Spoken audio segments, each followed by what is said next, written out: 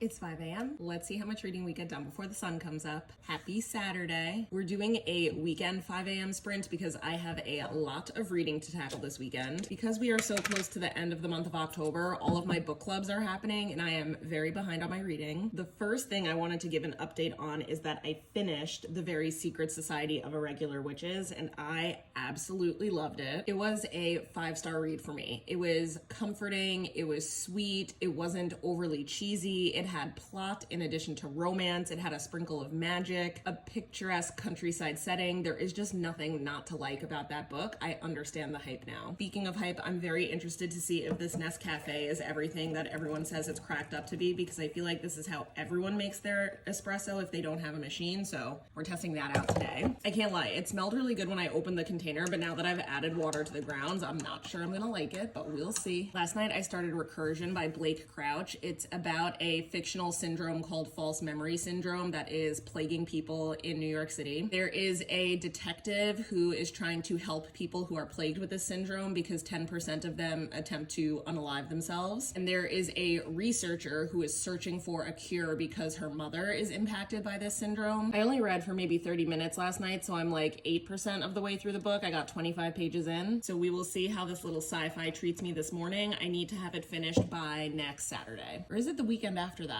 I can't remember. But I wanted to make sure that I get it done because it is more of a heavy read from a cognitive standpoint, so I didn't want to leave it until the last minute. Let me know what your reading plans are for the weekend. Also, let me know if any book shopping is involved in your weekend so I can live vicariously through you. I really don't want to go shopping for books again, but I very much want a physical copy of The Very Secret Society of Irregular Witches, so that might have to happen. We'll see. But I will see you guys when the sun comes up. Happy reading. Cheers.